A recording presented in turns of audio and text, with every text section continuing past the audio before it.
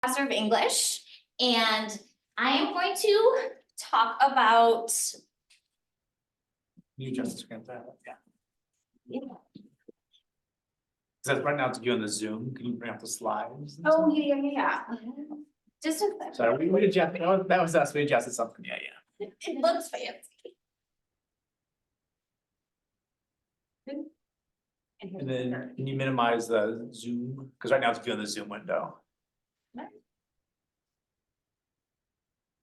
So right now I'm controlling everything. Does that make Oh. sense? Oh, Yeah, you said That yeah. explains. okay.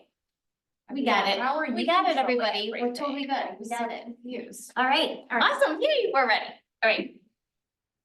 So I am an English professor. I teach LTC099, which is our literacy class, which I will explain about in just a second if you are not familiar with it. I am going to share some things about the project I did for the Faculty Equity Research Committee last year. I'm going to talk about the research that I looked at as I was kind of figuring out what I wanted to do. And then I'm going to talk about what I decided to do for my project and what the results were, and then what my next steps are, since I am a semester out from that. So there's a few things to give kind of as background information. So the Faculty Equity Research Committee this is their mission and kind of explanation. It was something that came out of some other things that we had done that I have been a part of in the past, just to go through some of our own individual teaching data and information to kind of, it says the vision is to enhance equity mindedness. And that was the goal of looking through our own Tableau data and looking at the information to kind of see where there's some gaps maybe and what groups of students we could try to serve better by changing some things. So this committee, it was very much open. We looked at, the goal was to create a research project in a very specific way in one of our classes. So that is, last year at this time, I started with that idea. I knew that I wanted to focus on LTC099, which is college literacy. LTC099 is the only course we have in the LTC area. So it's a little bit unique in that it combines reading and writing together, pre-college, so developmental students that don't place into 100 level reading or writing for whatever placement criteria. So it could be that they are coming through the ESL department. It could be that they're coming through adult ed. It could be that they have been out of school for a very long time. It could be just low scores on SAT. So there's a huge range in this course. But it is a 5-credit class that we combine all types of literacy. So reading, writing, speaking, to have this big, long class and then prepare them for everything else. So it fulfills the minimum reading and writing competencies. So it's a very wide range of students in this class. But I knew that I wanted to focus on that class because of the huge range and because just there's so many different skills that the students come in with that there's a lot of the successes all over the place. I looked at the Tableau data from 2022, which was the most recent information. These are the success rates. So part-time students are less successful than full-time students. Latino students and Black students less successful than white students. Pell eligible students about half successful. We didn't have a whole lot of information for online sections because the course only started being taught online during COVID. Actually not even until fall 2020. So it wasn't even, we created it online due to COVID. So the overall success rate in face-to-face classes have increased from 55% to 62%. And then online sections, the numbers are so small that I didn't really take those into consideration. And I'm like the only person that teaches the online section as well. So it wasn't really a whole bunch of information. These numbers seem really low, but as LTC teachers, we think this is awesome because it's such at least doubly developmental students are already at a lot of risk for not completing the course. And so just the fact that we're moving it up bit by bit is very encouraging.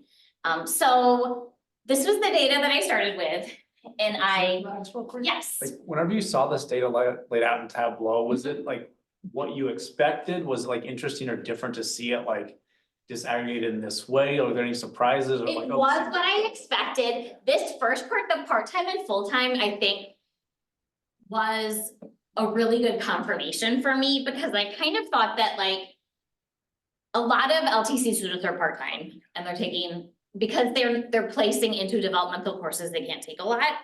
So sometimes they take that and then math, but they're still not full-time students. A lot of them come to class and then leave right away. So it felt like getting them to stay and do things was really hard. And that this confirmed it, that the students that are here for class and then go struggle more. That was a big confirmation. These numbers with Black students, Latino students, and white students are kind of mirrored in our other courses. Like the success is higher, but it's still like the same range, I would say. The part-time and full-time, I think, is what it didn't surprise me, but it confirmed what I was thinking, which was good. And then even like the online numbers, which I don't have in here, the success rates in those were a little bit better than I thought. Because I think sometimes when we're in like the meat of it, it's like, wow, we're not doing well at all. And then you're like, okay, it was fine. Some people did well. This was a really interesting and helpful part of the project. And I still go back and look at it. I feel like learning how to do that was really helpful, because now there's there's more, because we have a few more semesters to add on to this. So that being said, the part-time and full-time student thing was really something that I wanted to pursue, that it was the students that kind of like leave and are only here for class that I felt like we're not necessarily the most at risk, but the ones that I wanted to try to attach more support for, because I think that especially a lot of them being brand new, a lot of them being not on campus very much, how could we make the campus more, how could we help them figure out how the campus can help them more than just class, I think. And that was my thought. So campus resources, that was something that I had tried to do in all of my classes for a while, like have the wellness people come to class and have the trio people come to class. And I knew that those were helpful resources, and a lot of students would nod and say, yes, those are great. And then I didn't really know where it went from there. So I wanted to look at, is that just me thinking that it's going to be helpful for them, or does it actually help them? So this, I've got some sources here, and Tyler was super helpful with this. So for the FERC committee, we did spend a good chunk of time doing research, and a lot of these were sources that they had already gathered about engagement, about equity, just different resources that were already there that did address some of these campus resource things. So like this one's about equity, and they said structured classes and required use of campus resources. So they emphasized like it needs to be required and it needs to be structured. The J. Luke Wood article, he talks a couple times in several of his articles about connections to campus services, like touch points for students and connecting them to people and places on campus. So the research supported that it is good and helpful, but how to exactly require that or make it a focus part of the class was the next question. And some of the other research, again, from the same group of resources we had for the FERC committee, was talking about how instructors and peers are the way to do that. So more so than just having the wellness people come to class and say, here we are. The students are more likely to do it when encouraged to do so by their instructors. And then the instructor is the key to facilitating this relationship. They're more likely to use the resources their peers and classmates encourage them to use. So those two parts, more than just knowing about it, somebody encouraging them to go and somebody saying, I used it and it was helpful. So both of those two steps. The other really awesome resource that we've had the advantage of are the success coaches at ECC. And so as I read some of this information, it felt like to me the success coach was kind of that middle piece. This source is about student services at Miami-Dade College, and they have programs where students mentor one another and encourage each other to use resources. And again, say instructor and classmates are links in helping students do that. So the success coach, we had the great opportunity to have the success coach in our class last year, and it was Victor. He came to class once a week, and he was also encouraging students to go to resources, and he was a staff member, but he was more like, he wasn't their peer, but he was kind of in between that, because they could tell him things they didn't tell me, like they're looking at me like, oh, you're the professor, you don't need to go to tutoring, you know? And he would say, I was a student a couple years ago, I went to tutoring, I went to this. So I would encourage them, he would encourage them, and then they would start talking to each other about it. So that was kind of the goal with the success coach kind of being in between. And so can I ask, like with the Yes. success coach with Victor, was it like the LTC course was set up already to have this success coach come once a week, or was that something you sort of set up and said, hey, Victor, can you come on a regular basis? So it was not, that was something that somebody else, Allison Douglas, who taught LTC, when they started the success coach program, she went and asked and said, can I have a success coach in my class? And they said, sure, just for her section for the first semester. And it worked really well. And she coordinated with her success coach about like times and what they would do. And then the following summer, when they hired more, they said, who else wants a success coach? And I said, me. So, I mean, I connected with Victor just like schedule wise, it worked for him. And ours was much more informal. Like he would come an hour a week, usually on the same day, but depending on his schedule, because he was at one point the only success coach and very, very busy. And so we would email and say like, you know, the next 2 weeks I'll come Monday, 11 to 12. Okay. And then he would come in, a lot of it was informal, like he would just hang out, like they would be working and he would sit next to them and say, how's it going? And then we would take a break and he would say, who needs to go get your library card and walk them down to the library. And like, a lot of it was just getting to know him. Yeah. Sometimes he would do presentations like he did a presentation about like Trio or about note-taking and stuff, but mostly it was informal. Yeah.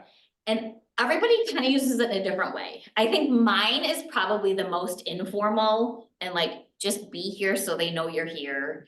And then it would get to the point where they would say, I have a question about registration. Oh, Victor's coming on Wednesday. I'll wait and ask him. Okay. Like, and even now I have Nick, who's a new success coach in my class, and it's the same. Like they will say, I really should go to tutoring. I'll wait and Nick can walk me down. I'm like, all right. And like, sometimes I would leave class 5 minutes early and so they could talk to him without like me there. Okay. Not like there's a secret, but like, Yeah. you know, like, sure, he can go walk you there. So it was not formalized at all. We kind of created it the way we wanted it. I mean, it seems like such a good model though, in the sense of like Yes. the weekly occurrence, like the informal Yes. piece of just expecting, oh, he's gonna be here versus Yes. like, hey, beginning of semester, I'm Victor, come talk to Yes. me people are going to. Right, well, and even like this semester, I would say, like, there was a student that said, you know, I want to connect with the disability services, and our success coach, Nick, was a student here and worked in disability services. And I was like, this is awesome. And so I wrote like a note and I emailed him like, she's gonna check in with you. If she doesn't, I'll make sure to connect you. You can help her out. So like a friendly, familiar face. Yeah, yeah.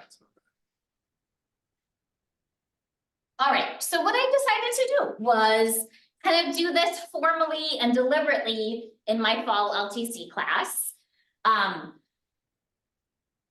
In my head, I was going to say, I also taught the online section in the fall, and I'll get to that later. I only focused on the campus one just to have, you know, one section where I was with less variables, because online and face-to-face are super different. So I focused just on this section. And what I did, there's lots of words on here, but this is kind of the plan of what I set out to do. Victor was in class weekly. The student success coaches also have a student success passport that they created, which has been wonderful. Where it's basically, it lists the resources and it gives students a place to get a signature from someone in the office. So they go visit them, they write down some things. I did not require it. Some LTC instructors require students to go certain places. We talked about it a lot, but I didn't assign them to it.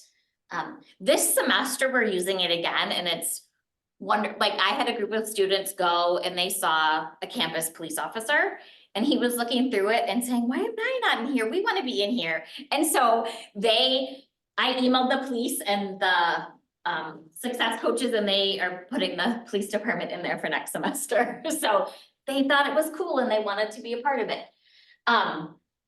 So we did that. I did have a couple of like the wellness professionals still come in, you know, the same kinds of resources. We walked down to the right place. I still did some of those same things. The big changes that I did was I moved our first writing assignment to be about campus resources. So they read some early articles about the culture shock of college and like struggling to belong when you start college early on.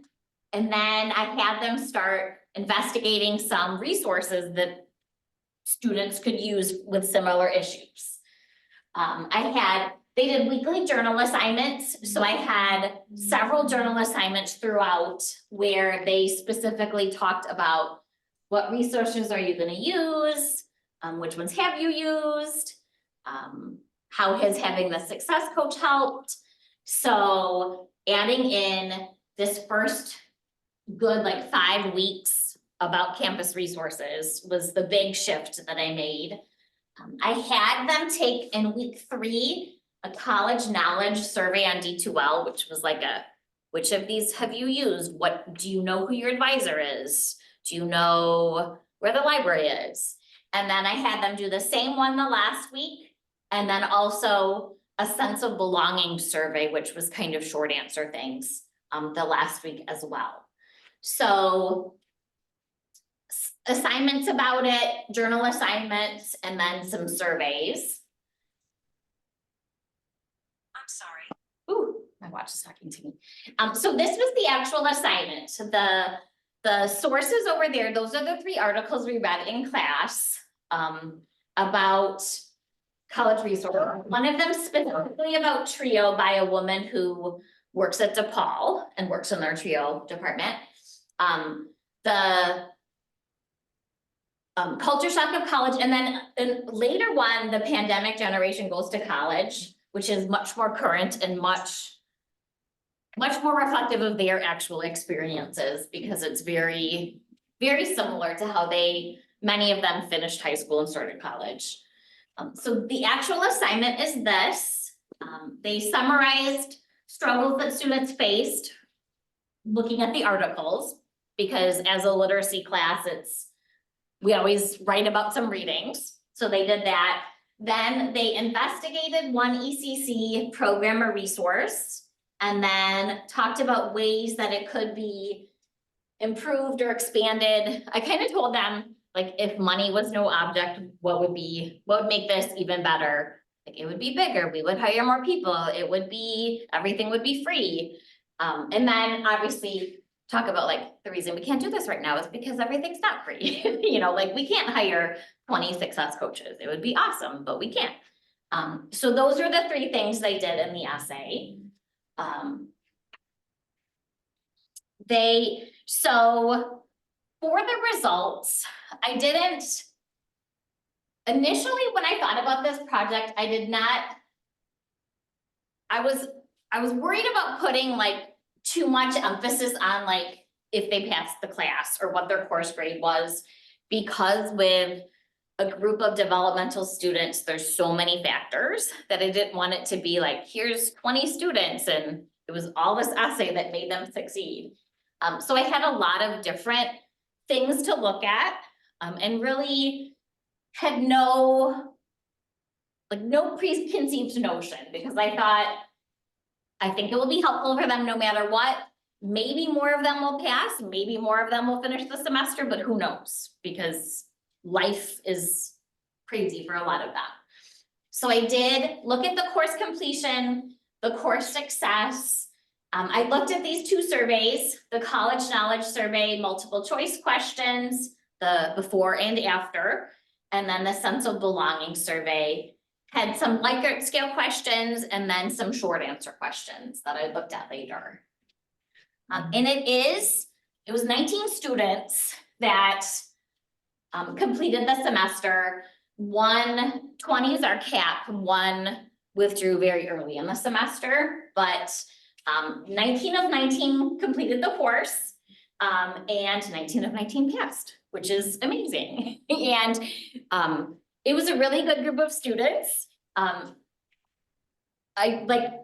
don't want to assume that it was just the way that this assignment went, but I think it really helped engage the students, and it was very enjoyable to work with them as we started the semester. The last time that I had taught a face-to-face LTC compared to that, it was 9 of 12 passed, which is still a really good success rate. And for 2021, for all the face-to-face sections, it was 62%. So those were both still higher than the overall, but very successful this semester in getting everyone through the semester. The college knowledge survey, multiple choice questions, I just picked out some. So the pre-one said I would go to tutoring if I was confused, and then the post said I have gone to tutoring. So that number 5 was awesome because everybody by the end knew who their academic advisor was. That's huge. The going to tutoring was something that 33% of them said they went regularly, and then 16.7% went occasionally. So that was a really good amount. This one was interesting too. Responsibilities outside of school interfere with or have actually interfered with my schoolwork is a pretty big number. And I figured that would be true. So that was pretty reflective of the beginning and the end. That was true for both of them. The Likert skill questions for the college knowledge survey, again, talked about tutoring, talked about the more of this information here. I added a couple here. I feel comfortable working in a group and asking my classmate questions. I feel comfortable asking Mrs. Baker for help. So talking about the campus resources, I think also made them more connected with one another. Before they started writing that essay, a lot of class periods, they would spend like 20 minutes in a group of 3 going down to financial aid and getting some information, or going to the Spartan pantry. So they would break off and do some of those things, and then share the information together. And I think they got comfortable working with one another. I'm doing it now in my class. They've just done that. And I think it's the same. My class this semester, they were pretty quiet and pretty reserved at first. And I think after doing a lot of that, the Canvas resource exploration, they're a lot of them are mixing up into different groups and much more comfortable, I think. So that was a big part that I had not really anticipated, but I see that it happened. So then the week 16 questions, they checked off ones that they used or visited. A lot of them went to their academic advisor, student life, library, success coach. Student life, that was also an added bonus because Victor, the success coach, was one of the advisors for OLAS. And a lot of the students in the class went to the meeting and like joined that group and became a part of it and really emphasized that that was a big bonus that they saw that semester that they had joined the student group. Because the 50% is so much higher than the college norm, and this is like those. First semester, like these are students that are like brand new to ECC, which is huge. Yeah. And library too, we don't use the library in LTC because they're just getting started. We usually wait until English 101 to like formally use the library. So a lot of them were using that without even having an assignment attached to it, which is awesome. So the qualitatives, I also, the qualitative was what I was more comfortable with anyway, I think as an English teacher, like what they have to say. I did look at their journals. The journals that they did weekly on various assignments. It was a Google document that they shared just with me. So it was kind of like a conversation back and forth. I picked, there were specific weeks about ECC resources and their experiences, and then some sense of belonging short answer questions. So I picked out some of them. The sense of belonging questions, describe a moment this semester when you felt connected to the ECC community, and then a moment when you felt distanced. So one of the students did mention when she joined OLAS, that was a big thing for her. And I say her because it was the anonymous survey, but I think it was all female students that joined OLAS. The moment this semester when I felt connected was when I went to the tutoring center and asked for help with my work. We had the great advantage of being right next door to the right place. And so I 100 times would say, look, it's right there. Go right after class, go right after class. When you felt distanced, when you didn't know what classes to take, when I was too busy with personal life problems to be a part of the ECC community. Those answers kind of reflected like that earlier research too, like when they making the connection is what's really important. And when they feel like they're not connected and like their life in ECC feel really disconnected. The last one, describe an action that anyone at ECC took this semester that was especially affirming or helpful. I think it's awesome. The second one in some of my classes, I've asked other students for help, which sometimes for developmental students is really hard. Like asking someone they don't know or getting a connection with another classmate. This second student talked about meeting with Victor and helping me find the motivation I lost midway of the semester. My advisor, one of them put teachers just asking how I was doing. So not like a formal meeting, but just a, hey, how's it going in your classes? So then the journals, journal 3 was as they were starting to write that essay. And I was trying to help them figure out what they would want to write about for a resource. And again, they're talking about the success coaches, the right place, but I love this, such as the right place. The day after we had visited, I set up an appointment for a class that I needed to write an essay for. So yay, we went for class and then they made an appointment. The student success passport, I was able to go to the student life one. That's where I found the SERVE program that I'm a part of. It provides credit for volunteering at a nonprofit organization. So, oh my gosh, my watch. Why do I keep doing that? And then at the end of the semester, what advice would you give a future student, which was not even about campus resources? This student talked about getting involved in campus activities. I got the app, which has made everything easier. Actually, because of that app, I got to know different clubs and different people, which I feel like the student life would be so happy because they really promoted that last semester. Can I ask if you passed that along? I should, like now They're I'm thinking about it, like I make really their should. day. They would really like it. So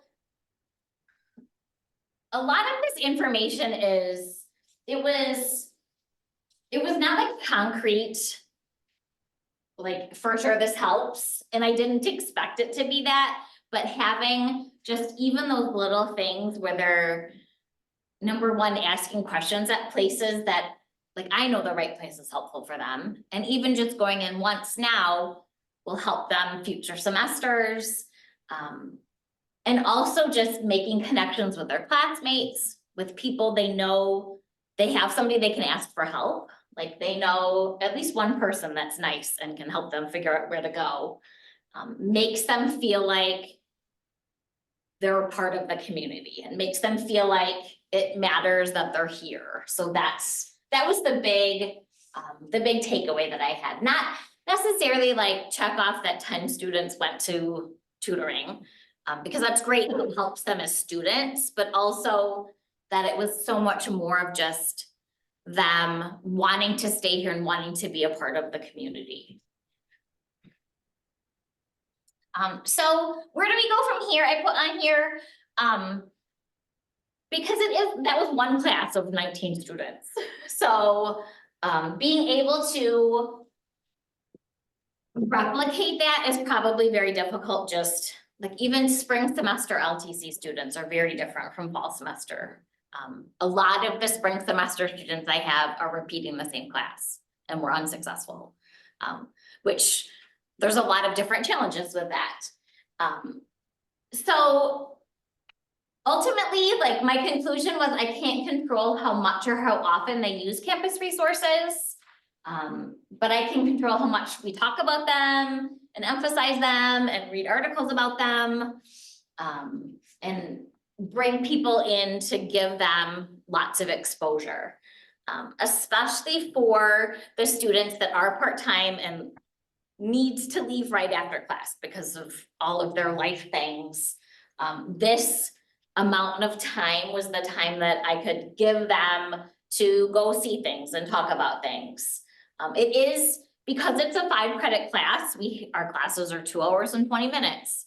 So we have a lot of time to break stuff up and do a lot of this. And, you know, the point of the semester we're at right now, we have like lots of those big white sticky papers all over our walls about like financial aid and wellness, and it depends. This semester, they're definitely focusing on different things than they did in the fall. A lot of them are talking about financial aid. A lot of them are talking about the Spartan Pantry, and you know, like they find things that they want to learn more about. So they're doing that with their essay.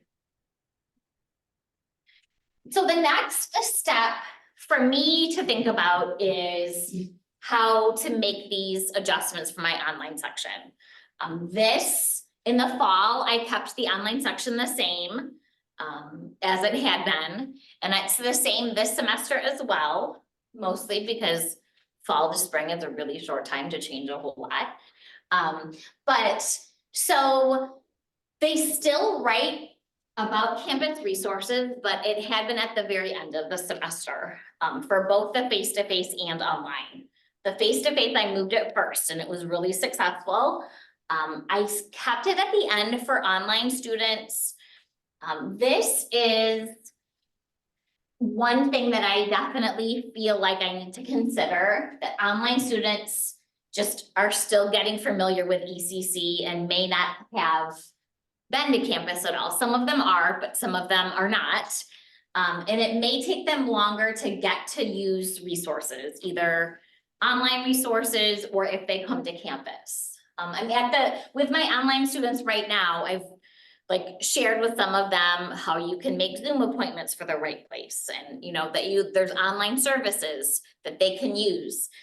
But for a lot of LTC online students are just taking LTC and they're only taking an online class because they work full-time or they have a family or they're rarely on campus. So it's not the same type of student and it's not the same way to introduce them, I think. It would be hard for them, you know, in February to write about a campus resource they've used because they're just starting to figure out how to use them. So I've kept it at the end. I'm still doing the same things. I'm considering how to incorporate some of those online services into the D2L page for the online students. It's still kind of not a debate, but it's still a question in our department about online LTC at all. Because developmental readers, giving them a class where they have to read everything on their own is hard. But there definitely is a group of students that would only be able to take it online and would not be able to be students at ECC without the online section. So that's my next step, is to think about that and how to incorporate that. Lastly, I have some of these resources. So these were super helpful to create the class surveys. The Stephen Brookfield questions were those ones, you know, name an incident this week where you felt like connected or so that somebody helped you. Those were really great questions. Just kind of like easy things for students to think about, like everybody would have an answer for that. So those were super helpful resources. I have the literature review that I looked at on here, just in case anybody wants to look at any of them. I thought they were all super helpful. And that's all I have. I have place for questions and stuff, my information here and where I am on campus, if anybody wants to email me or wants to chat. Any questions, comments, ideas?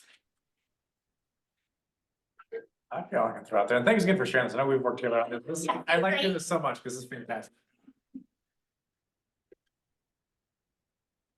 All right, I have a question in the chat too. I'll post it in a second. So one question I'll start off with is, when doing this again, do you think you'll also try and get this sort of like qualitative and I guess quantitative like feedback from students in the sense of like the surveys and stuff? Because I can see that being really beneficial, not just for you, but for students like have to sort of sit and reflect. Yes. On, hey, did I use this? Like, Yes. what was helpful? I'm still doing that this semester in my face-to-face class. They just did the pre-one, yes. So, and I told them when they were doing the early one, I said, like, this is the list, this list is gonna come back at the end.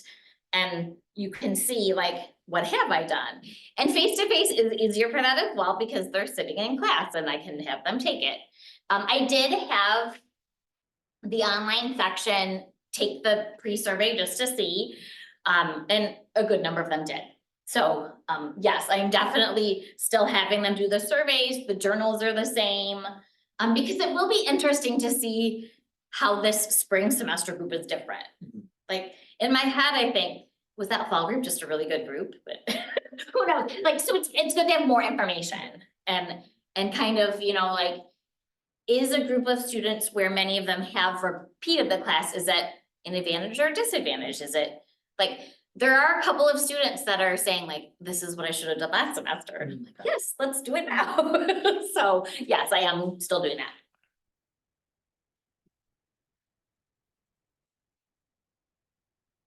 Yes.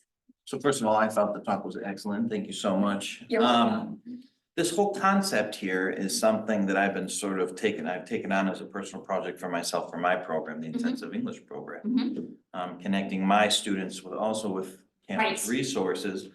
A lot of my students come from all over the world. Right. Right, and so they have that additional barrier that they have, you know, the English barrier, Right. but also cultural barrier. Right. You know, a lot of them went to universities in their native country, but Right. might not be aware of these kind of resources out there. Right. And so it's kind of, my personal goal is to really get them connected Mm-hmm. to this, and I just kind of wonder how you see that sort of international community, how do you think they would funnel in?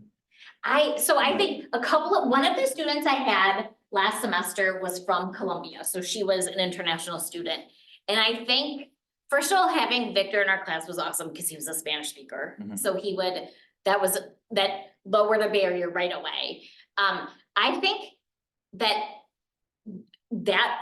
student specifically was like really looking for something to join and be a part of. Like because she had like a concept of like a university mindset, and she was like, I wanna do those things, I wanna be a part of it. And I think being new, she was trying to find like, who are other people that I can connect with. I think it really helped to walk students there, Mhm. especially are you like in K? Yeah, Okay, so it's a little bit harder, maybe when it gets warmer, but to show them, we literally walked to the success coach office, like, here's where I am. We walked to student life and they were like, hey, do you want some popcorn? Like, so just kind of, where do we go? I think that makes it less intimidating as well, because I think like if I don't have to ask somebody for questions and I can just go there, that's one step I don't have to, like, right. that's one barrier that I took away. I do have the advantage of my office is in B. That's So a good. lot of them do come to me Yes. anyway to get registered, and I walk them through that whole process, Mhm. but I don't give them the whole, here's the. Right. it says- Well, and I did also require them all to meet with me at the beginning of the semester and at midterm. Mhm. So mostly I said when they came in, here's my office, this is why we're meeting, so you can come to my office when you have questions. But, and that, like, also just, we were around a lot of the things, so I think, I definitely think that group of students there'd be a lot more like, not fear, but like intimidated, like, what if I don't understand where to go, or who should I talk to? That's a big Yeah. thing with it. I mean, Yeah. a lot of them, they can communicate adequately, and Right. even the low ability, they can kind of Right. communicate, but they have such low confidence. Right, you know? and maybe doing it like And in then a to say, small, okay, go visit. go talk to somebody. Go talk to someone, learn something. I remember when I studied abroad in Spain, answering the phone was like, it was like the most fear I had, because I'm like, oh my gosh, I have to talk to somebody without looking at them, and I just have to listen. But maybe do something like in a group too. I'm thinking like, I have a couple of really like shy, like international type students in my class, and like, but if the three of them can go together and write stuff down, they will. Like maybe having something like the passport, where you just go and like write down the room number, and you don't have to like talk face to face with someone, they could go together and do it, Yeah. so. But I noticed in my program too, I mean, even little division. So the majority of my students are Spanish speaking from all over Latin Mhm. America, but I have notably right now, I have one lady from Poland, Mhm. Polish speaker, no other Polish speakers. And she's been begging me to find someone on campus who can speak Polish. Well, I finally did, and Okay. thankfully they're in ABEC, so I mean, that's even better. Yeah, But when I went to HR, they had no one on record, any faculty member that knew And aren't they- Polish. And she just, I could see, and this Yeah. happened earlier too with my Right. Chinese students. yes, When they Right. speak such a unique language Yes, compared to yes. anyone around, they get this sense of isolation. well, and didn't we just get an email about how they're trying to do like collect like different languages for translators, didn't we get an email? I've seen a about form like something that, like people that volunteer to Yes, translate. but I totally agree with that. So I observe dual credit teachers as well, and the dual credit English teacher at Larkin's wife is from China and like literally moved here in September, like first time in the US. And I told him, oh, we have Chinese people, and he was so excited. And then he brought his wife and she met them and talked to them, and it was like, you could see her face like, oh, I know people, like, so I totally understand that. Question from the chat. All right. And Lisa, if you wanna unmute and share it too, so in case I butcher this a little bit.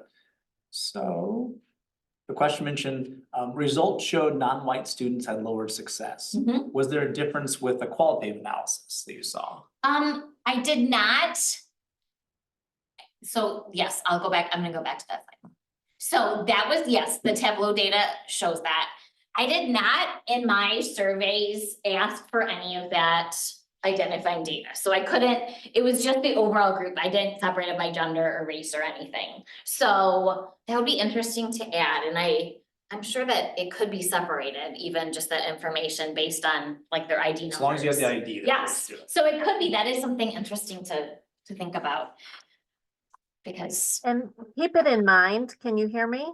Yes. Yes, Okay, like if we were to leverage D2L and the standards tool, it could capture that automatically, so there are ways to alleviate the data collection burden for you, but still be able to do that analysis, so if you had a separate rubric for your writing assignments, that we're doing the reflections or whatnot, there might be a way we can help you crack that nut. yeah, that would be awesome. That's a really good idea. Cause it was interesting, like, I don't think I'm oversharing here, like, so with like the equity through assessment cohorts, those Mhm. cohorts, fully different course, but a different course was involved, did a similar type of thing, which they asked about students' success on Mhm. assignments and hey, how many students used this particular tutoring center?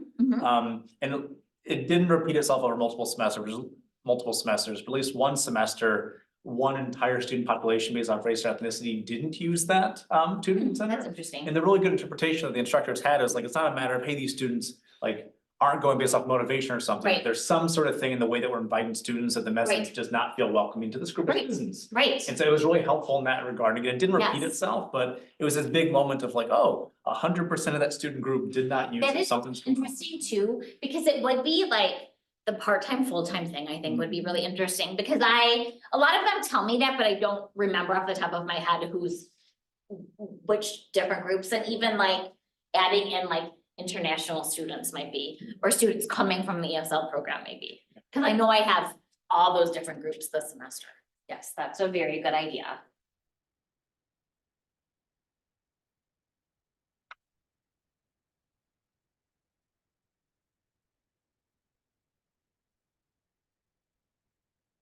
Another question. And it's just a basic question about this success passport. Mhm. Is this an established campus-wide? So the Maybe that- success coaches created it. It's like just a little pamphlet. Yeah. I'm sure they would love it if you used it. Okay. So the success coach that I'm working with this semester is Nick Brown. And you could email him and he would for sure connect you. Is it a digital copy of it or? I gave them paper, but I'm sure they have a digital copy. Yeah, that would be awesome. They created it, it was their idea, and then they said, hey, should you use it? And we said, yes, we should, it would be great.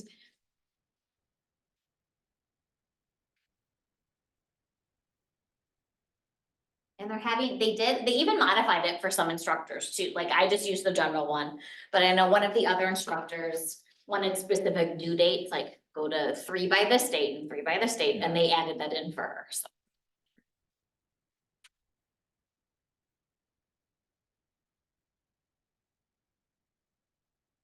Questions? Thank you very much. This is helpful. This is always this, and I've heard this before, like several times, but it's good. This is, there's so much going on. Good, it's, My big questions too, this is more like a Justin question to both of you, like, hey, this continues being successful, like, what does it look like to sort of more formalize this kind of stuff Right. with an LTC099? Yeah. If it's possible, if it is just more of a, hey, who Right. wants to adopt this kind of thing? well, and it is, like, the good thing about LTC is that it's a pretty small group of sections. Yeah. And it's a pretty like consistent group of instructors, so that does make it easier to like formalize something, because it's not like English 101. Yep. And I think I'm interested to, like, I am thinking about the online section, just because I think it's something that I think we need to keep every semester just for that group of students that needs an online class. And I think especially the part-time students, I think really finding a way to connect them with that would be a really good next step. And so that's my next plan. But yes, talking about this with all the LTC instructors is a great idea, and I think would be very well received. Would you say the majority of the LTC099 students are native English speaking? No, most are not. You know, because I'm wondering, I haven't done it before, and I actually honestly, I don't know all the details that go into it, but this idea of a learning community. I know it's been attempted in the past with an AEP, I think with like English 101. Right, And yes. I've been told it was not exactly a great success then, but something like this. Yes, Something like this, if there's a way to. I don't Right. know. yes, especially for those, like, because they do have some like connections with English 101, but those are students that are much further along. Right, And I think connecting with some of these resources right away would be really helpful for any student. Yeah. Like, even if their English is much lower. I mean, I struggle to find where I could connect like English 101 because of Right. the advance with my Right. students, but something like this. Yes, I don't know if there's some. yes, I agree, and I have, so this semester I have a couple students that are taking like a lower level ESL at the same time as LTC, which I've never had before, but I mean, the more practice, the better. Like, I think it makes them a lot more comfortable having that comfortable ESL class and then like venturing into, you know, main campus kind of. So I think that it's good for them. Mhm. It'd be interesting to put on here too, repeaters, like that's something I'm gonna write down, I think. Well, in the fall, I did have at least a couple that had taken the class before. This semester, it's a lot. So that would be interesting to see. And again, like, I don't wanna overgeneralize that this was like what made them successful, because sometimes it's just like their life is much easier when they take it again, but I do think a lot of times it's they struggled and they never asked anybody for help. And then if they struggled this next semester, they talked to somebody. I mean, I tell them, like, my own son, who's a senior in high school, still like feels like he's bothering people anytime he asks for help. So I'm like, that's what they're here for, that they really wants to help you. So I think it's just kind of like repeating that over and over. And then I did find myself this semester as well, because a lot of those articles that we talked about are about things students struggled with. And I felt one day the semester, I felt like it was so negative. We were talking about all this negative stuff. And I was like, which of these resources could we use if we wanted to do, like, joining OLAS, if we wanted to do something good? You know, it's not always like, I have a problem, I need to talk to someone. So that was also one of the new wellness professionals. I can't remember. Is it Cindy that, Cindy yeah. does like art therapy? She told us that in class and one of the students latched onto it, like, she's writing about that for her campus resource paper. Like, cause she is trying to do all this stuff and that student just, it really connected her and she said, maybe we can come to class and do it, maybe we can do this, so I'm excited about that.